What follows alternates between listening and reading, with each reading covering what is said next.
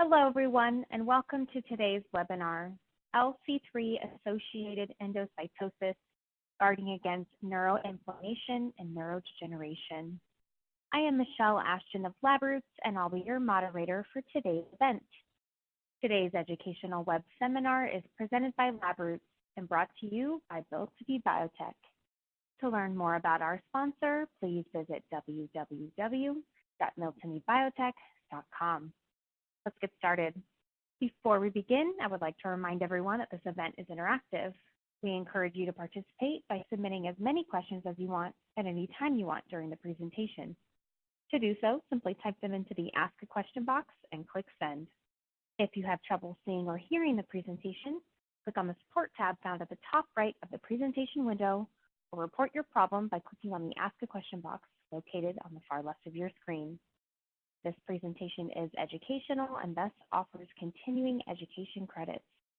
Please click on the Continuing Education's Credits tab located at the top right of the presentation window and follow the process to obtain your credits. I now present today's speaker, Dr. Bradlee L. Heckmann, Fellow in Immunology at St. Jude's Research Hospital in Memphis, Tennessee. For a complete biography on our speaker, please visit the Biography tab at the top of your screen. Dr. Heckmann, you may now begin your presentation. Well, Michelle, thank you so much for the wonderful introduction, and to all of you out in cyberspace watching this webinar. I really want to just thank Miltenby for the opportunity to share some of our work that we're doing in the lab with all of you today. Some work that we think is very important to the fields of neuroinflammation and neurodegenerative research, as well as leading to this novel discovery of this pathway, LC3-associated endocytosis.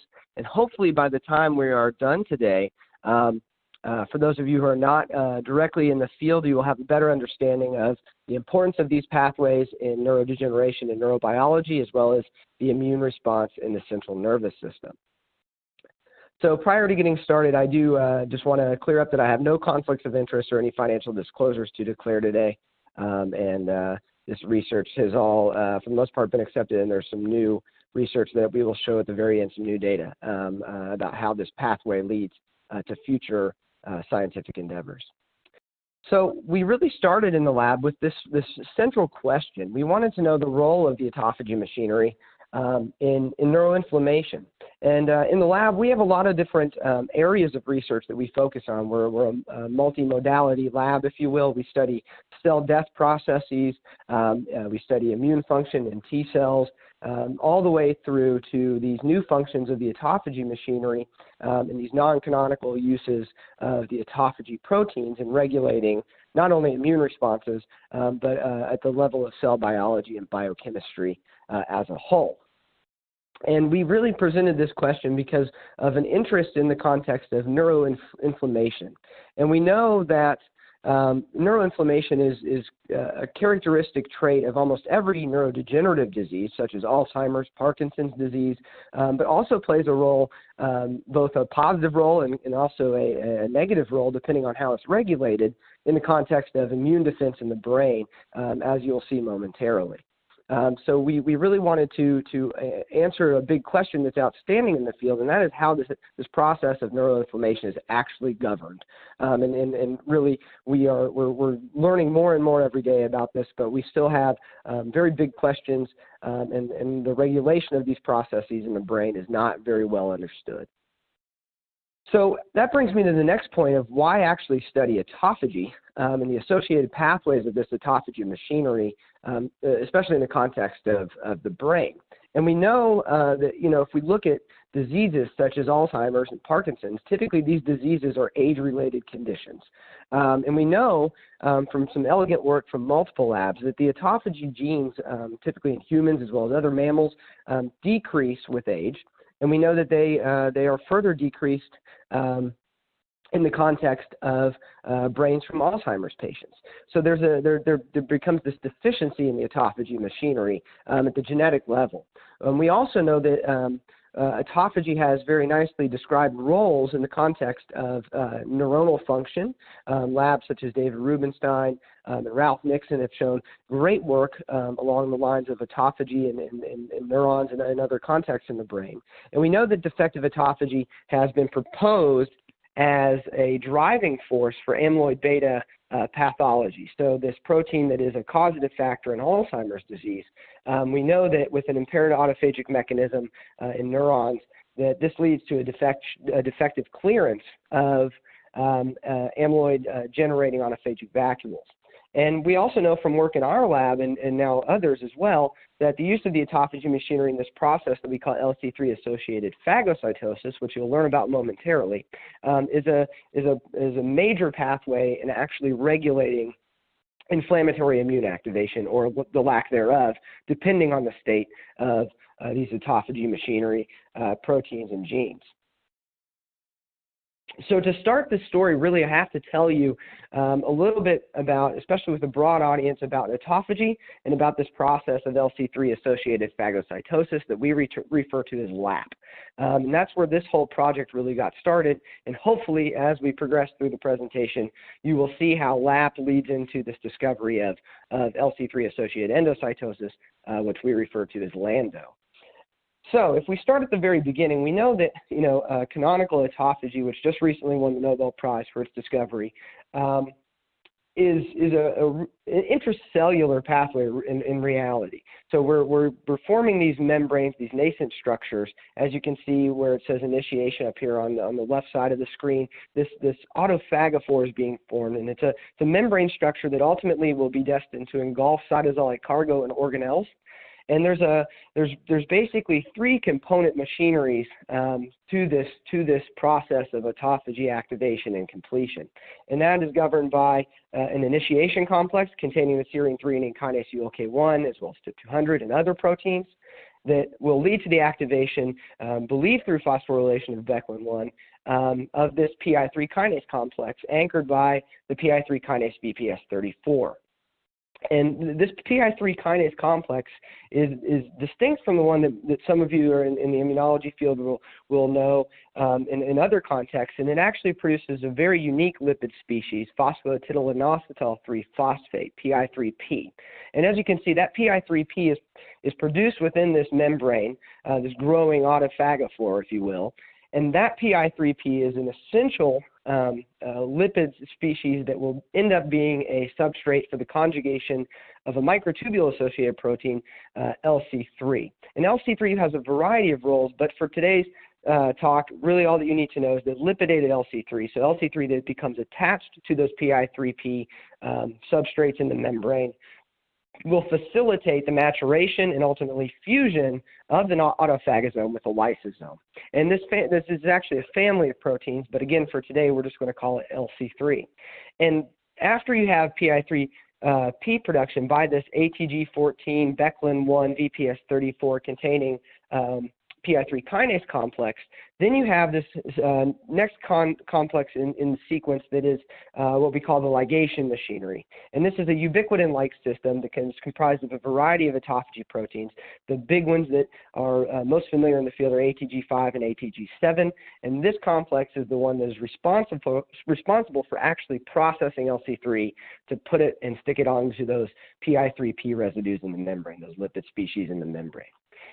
In comparison to canonical autophagy, in LAP, we're not utilizing intracellular cargo or organelles or defective organelles. We're actually targeting substrates that are extracellular and those that will bind receptors on the cell surface, such as dying cells, zymosin particles, which are a yeast particle, and other things. And through that comes through a ligation of surface receptors that leads to the engulfment through a traditional phagocytic pathway.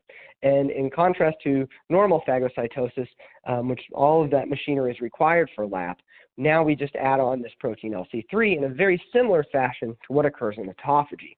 And what you can see here in the diagram on the right is that unlike canonical autophagy, LAP does not utilize this initiation complex of ULK1 and TYP200. It's completely dispensable for LAP. Furthermore, what you can see is there's a distinct PI3 kinase complex, in LAP compared to canonical autophagy. And in this complex, we still have Becklin-1 and the PI3 kinase VPS34, but we've replaced ATG14 with another protein. It's a run domain containing protein that we call Rubicon. And Rubicon has been implicated in as an inhibitor of canonical autophagy, and we really that work is still slightly debatable. But what could possibly be occurring there is that Rubicon is functioning to direct components, the other components that are used in both autophagy and LAP, away from the autophagy pathway to be utilized in this unique PI3 kinase complex in the LAP pathway. Another thing that is dissimilar between autophagy and LAP is the fact that LAP requires the production of reactive oxygen species, or ROS, and that occurs through this NADPH oxidase, NOX2, where of course that is totally dispensable for autophagy. And then the conjugation of, once PI3P actually is produced and again placed into this phagosome instead of the autophagosome, once it's placed in this phagosome that has cargo internally, then the same machinery, the ligation machinery, it's the same complex that is used in canonical autophagy, is able to attach this process and attach this LC3 molecule, and then that will also facilitate the fusion and degradation of this vesicle with the lysosome. So they are very similar but very unique processes at the same time.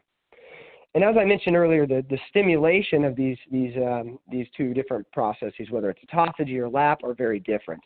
We know in canonical autophagy, nutrient stress and nutrient starvation and intracellular stress signals, as well as growth factor deprivation, typically activate a variety of pathways, including mTOR as well as AMP kinase. And these will lead to the activation of that ULK1 CYP200 complex. That's how canonical autophagy is activated. In comparison, LAP is activated again through the ligation of surface receptors, such as Fc receptors, TIM4 in the context of apoptotic cells, and then that cargo is internalized. Now, we know from recent work that Rubicon is recruited to that developing phagosomal membrane first, before the rest of the components of the PI3 kinase complex and other machinery. However, the signaling and the events that lead to that recruitment are still unknown and are something that we're currently working on, as well as other labs. And it'll be interesting to see how that actually occurs. But we know that that happens, and that is the activating signaling for LAP compared to canonical autophagy, so very distinct at the level of activation. And what we know about LAP is that it actually is important for maintaining immunosilence. And what I'm showing here is just a schematic of a process that we call a phagocytosis, which is the clearance of a dying cell. And we know from work in our lab, as well as others now, that when macrophages that are going to clear this dying cell have the LAP pathway intact, they produce an anti-inflammatory response. So there's no immune consequence of that process. And that's characterized by interleukin-10 production, which is an anti-inflammatory modulator, and as well as others, including TGF-beta. In comparison, when you have a deficiency in the LAP pathway within the macrophage, the internalization or phagocytic uptake of this dying cell and other cargoes we know now leads to the pro-inflammatory cytokine activation of IL-1 beta, TNF-alpha, IL-6, and others. And this will promote an actual immune response. So what we know thus far is that LAP actually facilitates regulating this inflammatory activation in macrophages as well as other monocytic cell types. So that brings us to this real question of back to this idea of neuroinflammation and neuroimmunity. So we know that these processes of autophagy and now LAP are important in regulating function of peripheral immune cells such as macrophages, but we were really still interested in this question of neuroinflammation. And the reason is because the neuroimmune system is a privileged site, if you will. The brain's a privileged immune site. Typically, unless you have massive disease and blood-brain barrier permeability, by virtue of that blood-brain barrier, we basically prevent the influx of peripheral immune cells and peripheral modulators into the brain. And it's governed mostly by this resident immune cell in the central nervous system that is the microglial cell. And as you can read here, I'm not going to go through this in too much depth, but microglia are not only the resident immune cell of the central nervous system, but they do account for anywhere from 15 to a quarter of the cells in the CNS. They come from a very different lineage than does necessarily a peripheral macrophage or tissue-resident macrophage, but they're very much a macrophage-like cell that can phagocytose, endocytose, and activate inflammatory responses. They also are able to self-renew, and the proliferation of these cells in response to a stimulus is restricted to the central nervous system. And hopefully what you can appreciate on the left side of the screen is that these cells are typically in what we call a ramified state. So they have processes that are surveying the environment around them. And upon activation, these cells retract those processes, and they basically become a ball, if you will. And we call that an amoeboid morphology, and that will be important for some of the data I'm going to show later.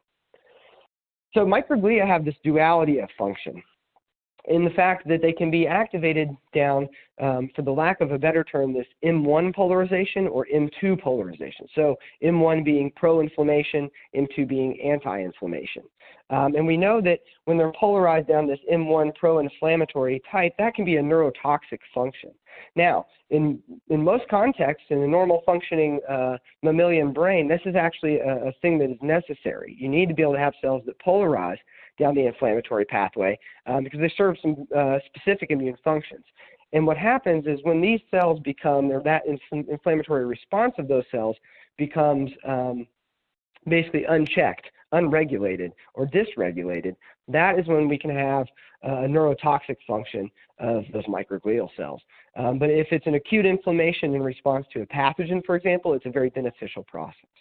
Comparatively, microglia function in a lot of homeostatic processes, including neuronal and synaptic pruning, as well as just overall maintenance of the central nervous system. And those functions typically are characterized by this M2-like polarization of the cell, so a non-inflammatory polarization characterized by IL-10 production in others, and this provides a neuroprotective function. So they have this duality of function, and both pathways can be activated in a positive manner. However, if the one of inflammation is left uncontrolled, that can cause significant issues, as you'll see. We also know that microglia can undergo this process of reactive microgliosis. And this is what I'm referring to when we have an activation that's inflammatory, such as an air pollution, a trigger such as amyloid, as you'll see. That can activate microglia, and if that is not dealt with, these neurotoxic factors injure neurons, and the neurons will function in a feedback loop, basically sending what we call help me signals back to microglia to try and remedy the situation. And this can become a vicious cycle, and it's self-propelling, and we call that reactive microgliosis. So if we go into the context of neurodegeneration and these neurodegenerative diseases, we know that protein aggregation is also a very well-known characterization of these particular set of conditions. And in the context of what you'll see today, that would be beta amyloid. And we know that those accumulations of amyloid, for example, lead to neuroinflammation in the human brain and Alzheimer's, and that neuroinflammation can lead to further immune activation. So we asked the question, does LAP in microglial cells actually regulate their activation? And if it does, how does it do this? So the first thing, back to before we start on the data, the first thing I want to show you here is that we're using a form of amyloid beta, the 1-42 peptide. It's a cleavage product of amyloid precursor protein, and this is one of the most neurotoxic forms of amyloid beta, and is one that accounts for the majority of amyloid content, if you will, in amyloid plaques in Alzheimer's disease patients.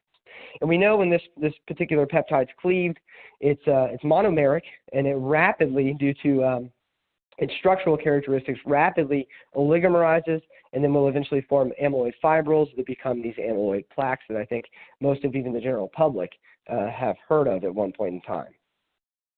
And we know that those plaques and those oligomers are inducing reactive microgliosis, both in mouse models as well as in human disease.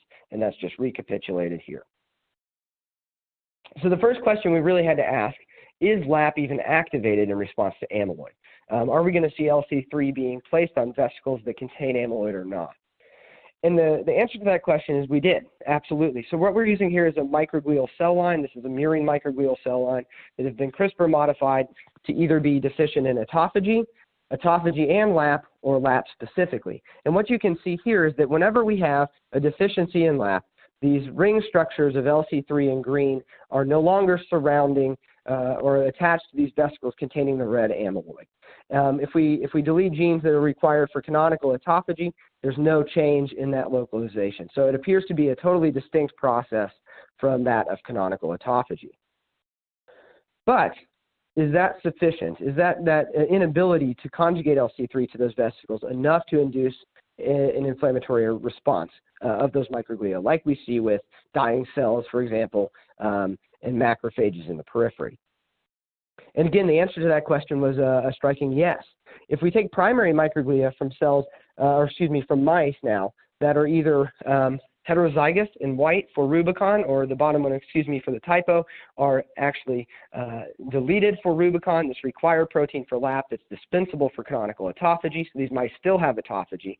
If we take microglia from those mice and we treat them with this neurotoxic amyloid, what we see is that both the message level on top as well as the protein concentration on the bottom, we can see that there is an exacerbation of inflammatory cytokines, including TNF-alpha, IL-1 beta, and IL-6, when we do not have the ability to conjugate LC3 to this vesicular compartment containing amyloid. Furthermore, we can take that a step further, and this is going back into primary cells now from a multitude of genotypes. And what we can see is that in the red bars, those are genes that are required for autophagy. And if we abrogate those genes, we can see that it really has no effect on the pro-inflammatory cytokine production. However, if we delete genes that are specifically required for LAP, or those that are required for both autophagy and LAP in the in blue bars, we can totally see that we now have an exacerbation of inflammatory cytokine production. So LAP appears to be protective against beta amyloid-induced inflammation, but is there an actual in vivo relevance to this? If there's not, well, then we've discovered something okay in the context of cells. So to answer this question regarding an in vivo relevance for LAP and these pathways that I just described and showed you in the context of cell culture, we really wanted to utilize a model of Alzheimer's disease to interrogate this. And one of the best models for that is the 5X FAD model. And briefly, this model is characterized by 5 different mutations that we call familial associated disease mutations from familial Alzheimer's disease. And they occur in the genes amyloid precursor protein as well as presenilin-1. And we took this animal and we crossed it by our models of LAP deficiency as well as autophagy deficiency to really interrogate this question of in vivo relevance. And I want to make note real quick, because the data that you're going to see soon is pretty characteristic of this 5X FAD model. And what we know about the 5X FAD model is that it replicates a lot of facets of human Alzheimer's disease in the mouse model, including amyloid deposition, which typically starts with a few sporadic amyloid deposits around 4 months of age and slowly builds out to a year plus with actual plaques forming. It does have a little bit of tau pathology, but typically the hyper-phosphorylation of tau, which you'll see soon, does not occur to an extent that's comparable to human disease. And there is a very mild neurodegeneration once the animals are aged. And that will be important for the slides that are upcoming. So the first thing that we wanted to do was to profile these animals. And if we just look right here, and this is the hippocampus, which is one of the first sites of amyloid deposition in Alzheimer's disease, you can see in red amyloid beta is starting to deposit at 4 months of age. These mice are 4 months old when they were analyzed. And you can see that in basically wild-type mice in the top left here, or autophagy mice, deficient mice, so they're specifically deficient in autophagy on the right, really no difference in their amyloid deposition. However, what we saw was striking. We saw that if we delete proteins that are required, genes that are required for LAP, we now see that we have a massive just exacerbation in the accumulation of amyloid at 4 months of age in these models. And to make note, the ATG5 here that's knocking out autophagy in LAP as well as the FIP200 for canonical autophagy is on a lysine-cree background, and we do see about 65% penetrance into microglia, and we'll address that momentarily, that point momentarily. But we can quantify this data, and we can show that in the red boxes here, deficiency in LAP leads to just a massive exacerbation of amyloid deposition, and in this case, we're measuring it by total plaque number. So this still doesn't answer the question of whether it's actually LAP in microglia, right? And using the lysine-cree model, we do have penetrance and we do see an effect. However, it's still not answering if this is a microglia-specific function of LAP. So what we decided to do is use an elegant model that is driven by CX3CR1 Cre, tamoxifen inducible, where we actually wean animals and we start the tamoxifen injection protocol, and we stop tamoxifen injection by day 5, and we allow these mice to age, in this case out to 4 months again, but once you hit 30 days, we have a microglia-specific deletion. The peripheral monocytes that are targeted by CX3CR1 have been reconstituted from the bone marrow and restored expression. And what hopefully you can garner from this Western blot is that if we look at the primary microglia from these cells, now these are 4-month-old mice, you can see that there is a nice complete knockout of CYP200 or Rubicon for LAP or autophagy respectively in primary microglia. However, those genes have been, the expression of those genes and proteins have been fully restored in peripheral macrophages here from splenic macrophages. So the question then, we ask the same question, what happens with amyloid deposition? And like we saw previously, we start to have a little amyloid deposition in either the control mice or those that are deficient in canonical autophagy in the microglial compartment. But there's really no difference between those two. However, if we abrogate LAP in the microglial compartment shown on the bottom right, we can see, again, a massive exacerbation in the deposition of amyloid in the hippocampus of these animals. So we know that we're having more neurotoxic amyloid presence in these mice that are deficient either in LAP or LAP specifically in microglial cells, but not those that are deficient in autophagy. So we next ask the question, does this deposition of amyloid lead to this microglial activation and the reactive microgliosis that is characterized in human Alzheimer's disease? Do we see the same thing in the animal model? And again, if we look at those mice that are just deficient in autophagy, we see very little microglial activation. And we're basically we're assaying that here by measuring IBA1 expression. And IBA1 is a marker protein for microglial cells. It's basally expressed, and its expression is drastically increased upon activation. And we see just basal staining of IBA1 in these mice at 4 months of age. However, again, in the animals that have massive deposition of amyloid, those are deficient in the LAP pathway, now we see a very robust activation of these microglial cells by IBA1 staining.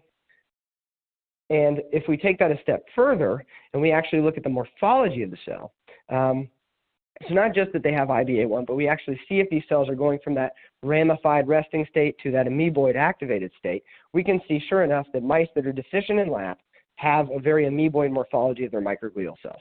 And again, we can quantify that by actually representing it as the percentage of loss, if you will, of ramified microglia per field. And what we can see is that there's a higher propensity for those microglia cells to be amoeboid in morphology.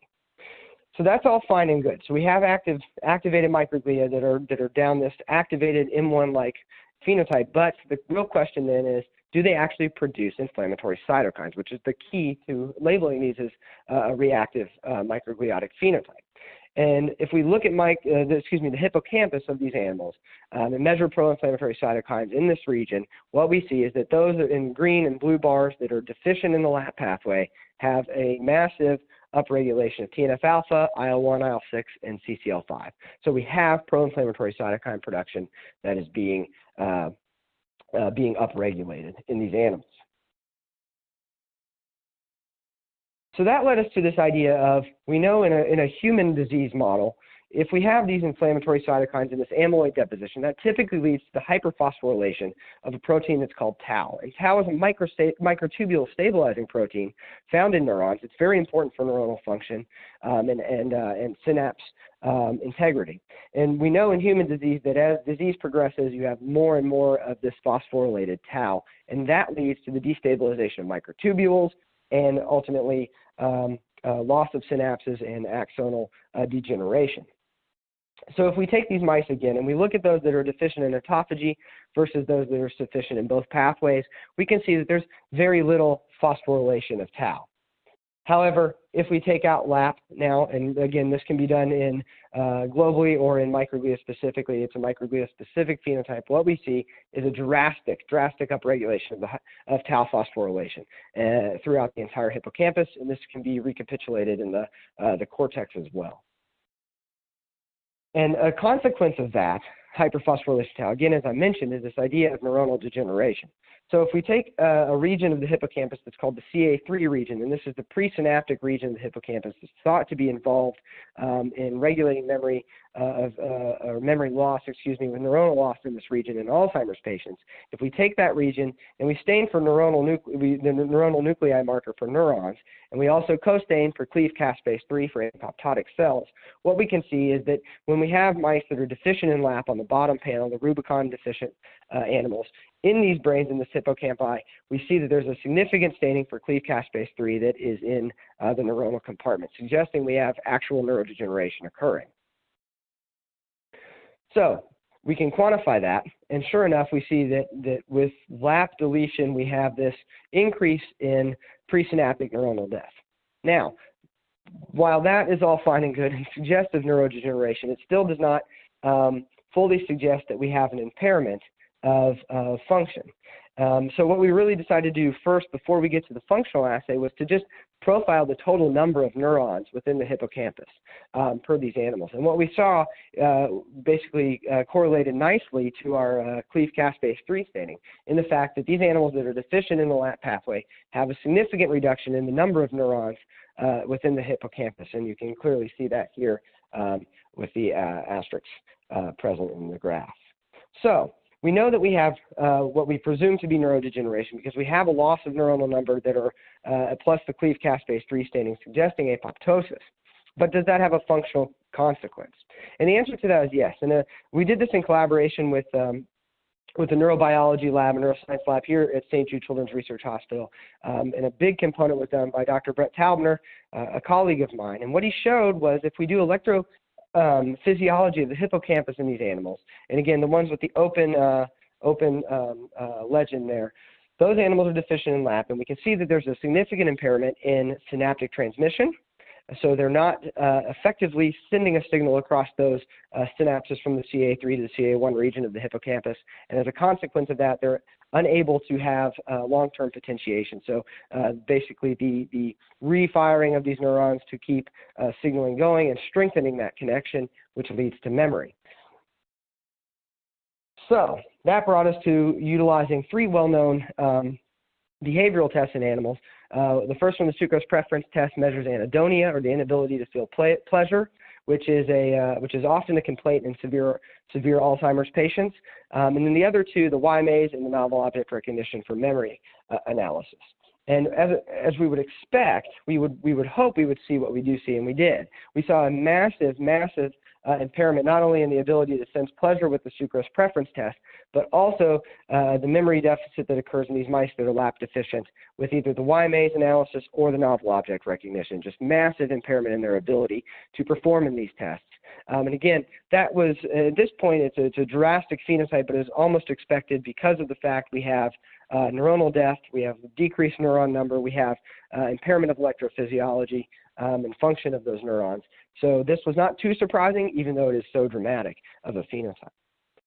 So to summarize thus far, what I really want to show is that, first of all, in this animal model, we have basically ticked the boxes of all of the major components of at least hallmarks of human Alzheimer's disease, including amyloid pathology, including reactive microgliosis and neuroinflammation, including hyper-phosphorylation of Tau, including neurodegeneration, and then ultimately the behavior and memory impairment that goes in hand with that.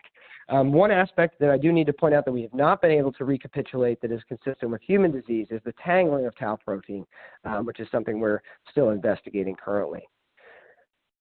So to summarize thus far, what I've told you is that Rubicon and other LAP regulators in microglia seem to be protective against not only amyloid deposition, but also Tau pathology, neuroinflammation, and ultimately neurodegeneration. I've also shown you that the impairment or the abrogation of either ATG5 or Rubicon will lead to dramatic exacerbation of the AD phenotype, and this appears to be a microglia-specific function of this pathway. And the abrogation of canonical autophagy in microglia does not alter the pathology in these animal models. So what I really want to ask next is we ask the question, what is the actual mechanism of this, right? We see this massive phenotype, but why is it occurring and how is it occurring?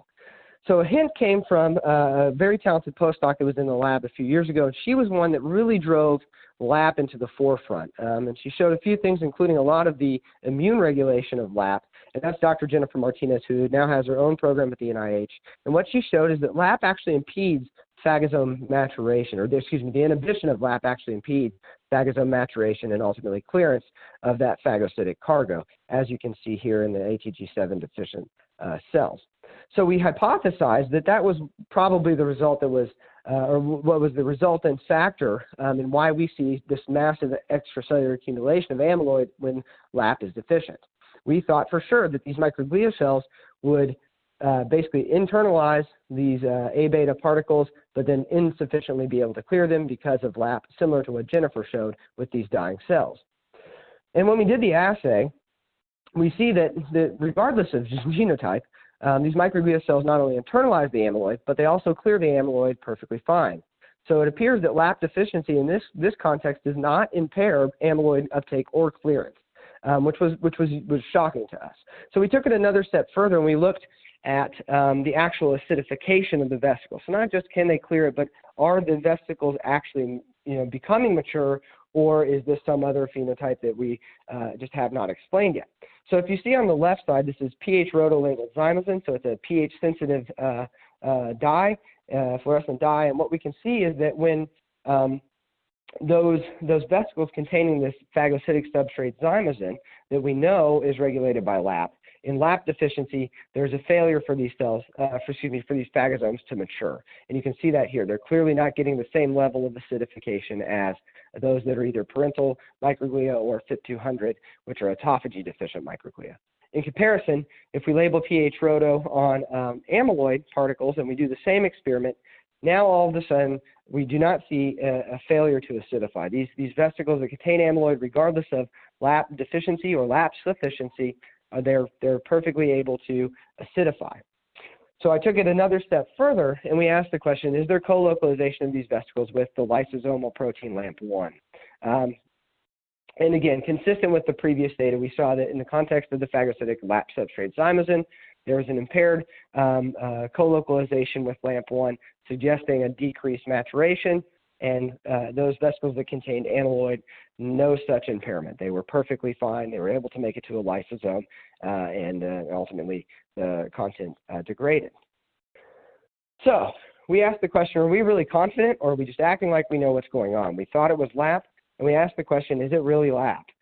So what we did next is we just did a very basically rough and dirty experiment where we take the F-actin inhibitor latrunculins. This prevents F-actin assembly, which is required for canonical phagocytosis as well as LAP.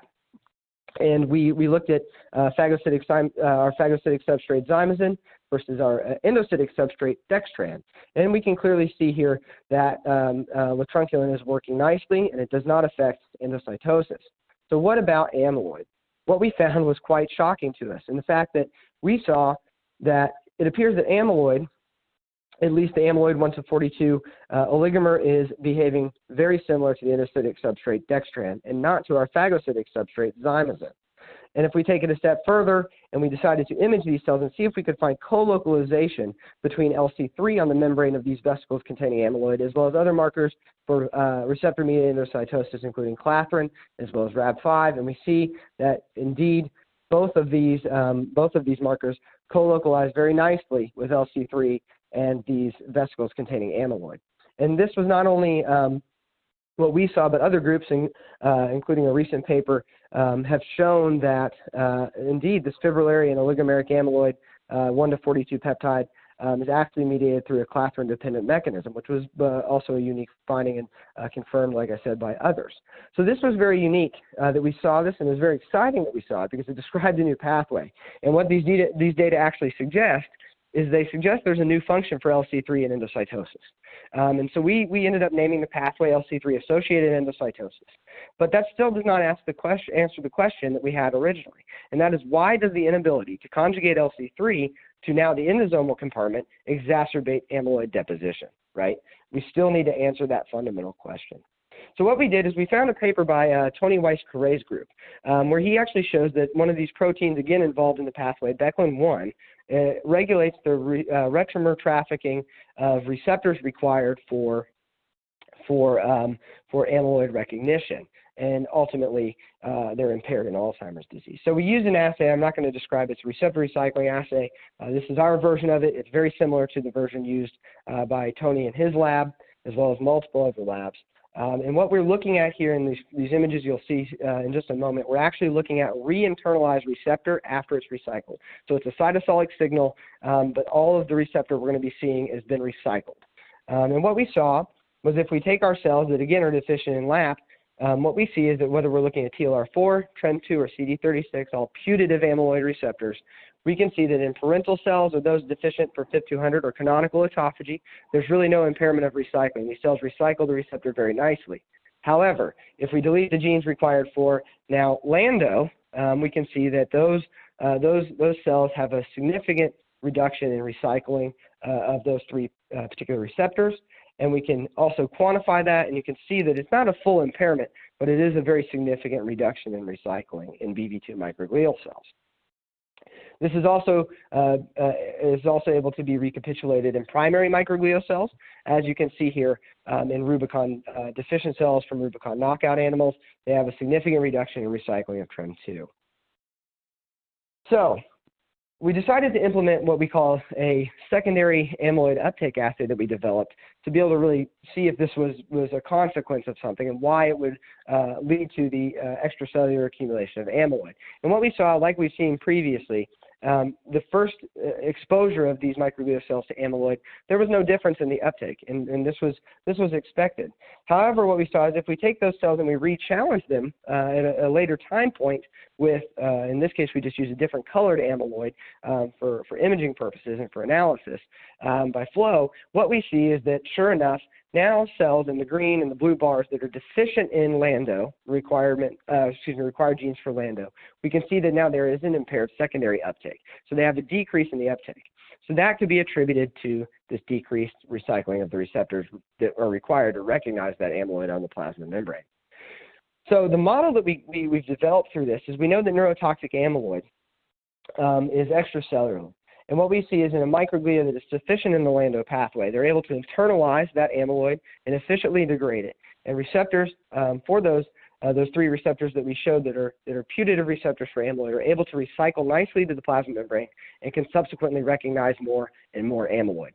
In contrast, microglial cells that are deficient in LANDO, they can recognize amyloid and internalize it as well as degrade it. However, they have an impaired recycling of those receptors, and they're not able to recognize at least as much amyloid in future or subsequent rounds of ligation and uptake. And we think that contributes to this extracellular accumulation of amyloid that we observe in the mouse model. So what I want to really highlight real quickly and a couple other pieces of data are the future directions of this research. And we really need to determine the mechanistic regulation of LAP versus LANDO because they seem to use the same genetic machinery and the same components. And currently the only way we can delineate them is from a cell biology standpoint in terms of what compartment LC3 is being conjugated to, whether it's phagocytomes or endosomes.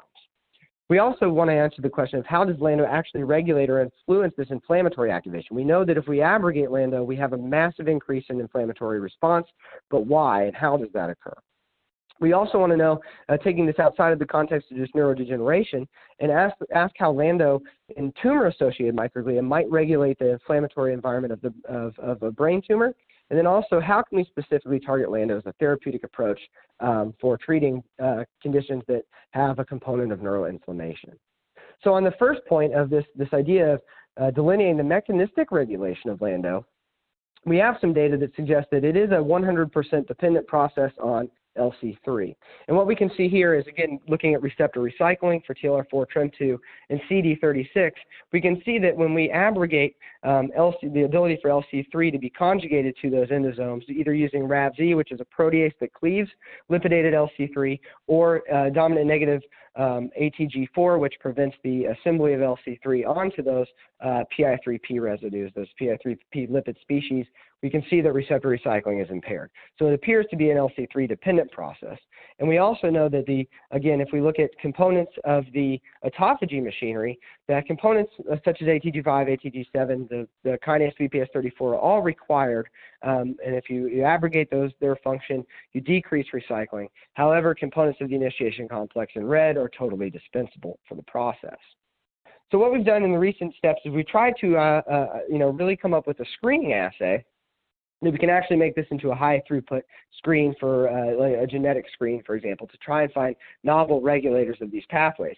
And using a new imaging-based screen, and this will hopefully be adapted into the flow cytometry world shortly, we can see that we can actually analyze the resecretion of transferrin in this case. And we can see that wild-type cells nicely resecrete transferrin, and they drop their intracellular transferrin content after a pulse chase assay, whereas those that are deficient in LANDO retain transferrin intracellularly. So we've been able to use this, and we've had a few hits from this, and unfortunately we're not quite ready to share the target itself, but we do have a putative target that you can see here. When we delete it, it totally impairs the recycling of, in this case, TLR4. However, when it is reconstituted as microglial cells, we're able to restore function. So we're hoping this could be a putative delineation between the LAP pathway and the LANDO pathway in the near future, and hopefully we will be able to publish that at some point.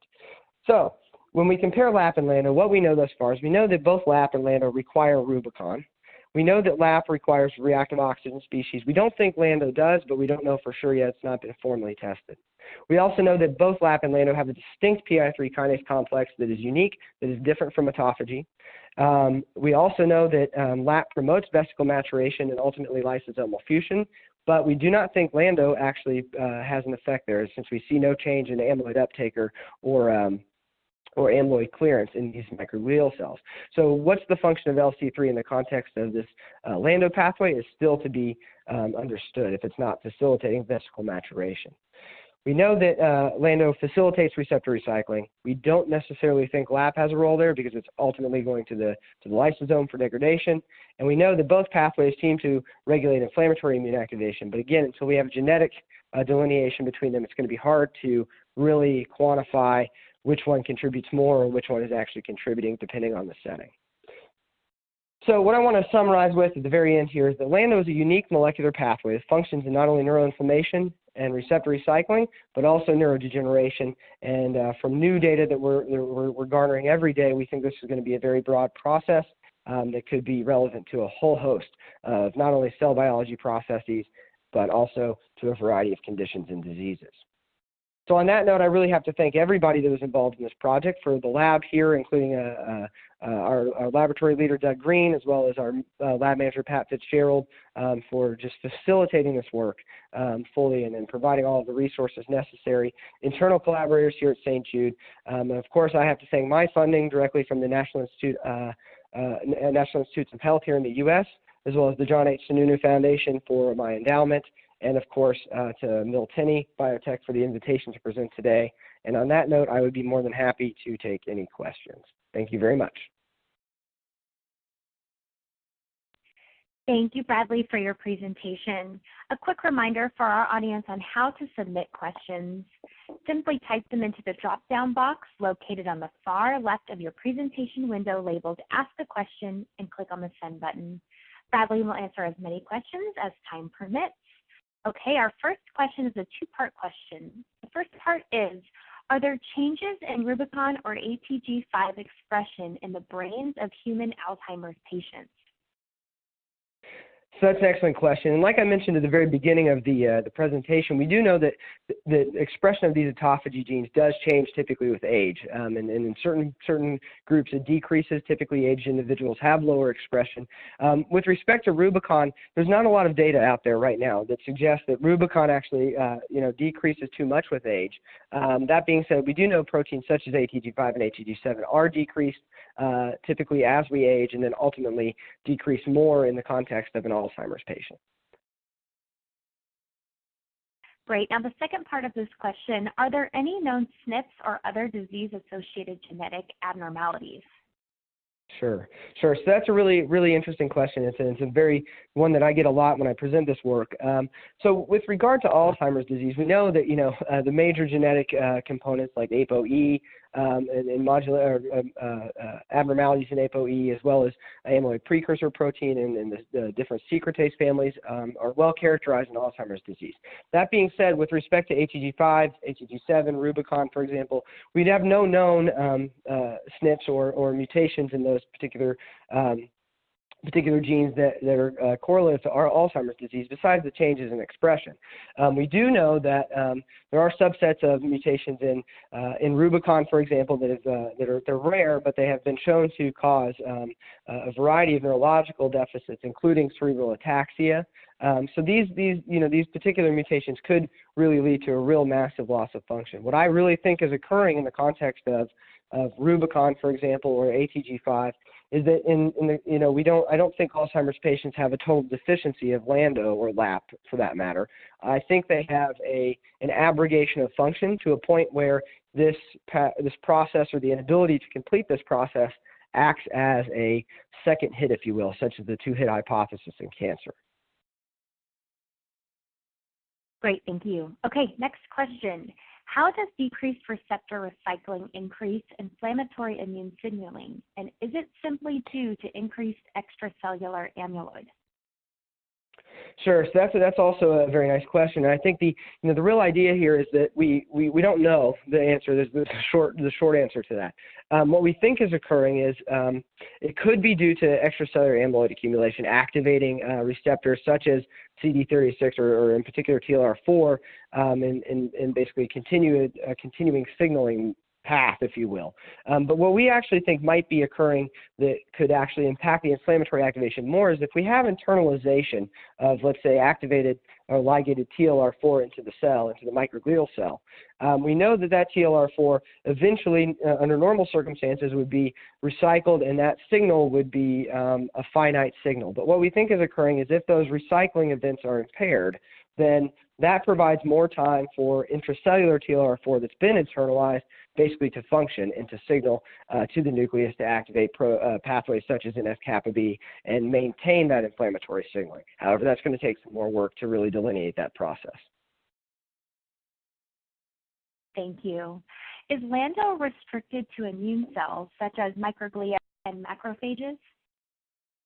Sure. So I think, here's the thing with when we look at LAP, for example, LC3-associated phagocytosis, this process is for the most part restricted to professional phagocytes, macrophages, dendritic cells, etc. In comparison, we know that LANDO is now functioning in microglia. We also know that it functions in macrophages, such as macrophage cell lines, such as a raw cell line. But we also now have data that shows that LANDO and at least the receptor recycling phenotype of LANDO is functioning in mouse embryonic fibroblasts as well as HeLa cells. So it appears that LANDO is going to be much more similar to canonical autophagy in the context of its broad usage, if you will, by different cell types. And of course, we'll need to pursue that further to really understand the function of it in different cell types, but it's likely to have an important function across the board. Thank you. It looks like we have time for one more question. Is LANDO specific for the recycling of amyloid receptors, or are other receptors affected by the abrogation of LANDO? Yeah, so this is a good point, and it's extremely important, obviously, for the relevance to biology. So what we've tested, obviously, in the paper and what I showed you today was three receptors that are putative for amyloid recognition: TLR4, CD36, and of course TREM2, the major one. We've also interrogated other receptors, and we found a few that seem to have no relevance to LANDO, that their recycling is totally independent. We've also found receptors, including mannose receptor, for example, that appear to also be influenced by LANDO.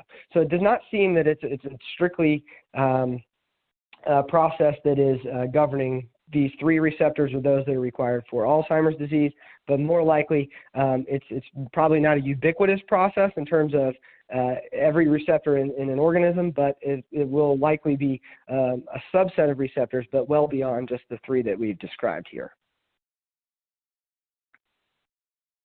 I would like to once again thank Bradlee for his time today and his important research. I'd like to thank the audience for joining us today and for their interesting questions. Questions we did not have time for today will be addressed by the speaker via the contact information you provided at the time of registration. We would like to thank LabRoots and our sponsor Miltenyi Biotech for underwriting today's educational webcast. This webcast can be viewed on demand. LabRoots will alert you when it's available for replay. We encourage you to share that email with your colleagues who may have missed today's event. Until next time, goodbye.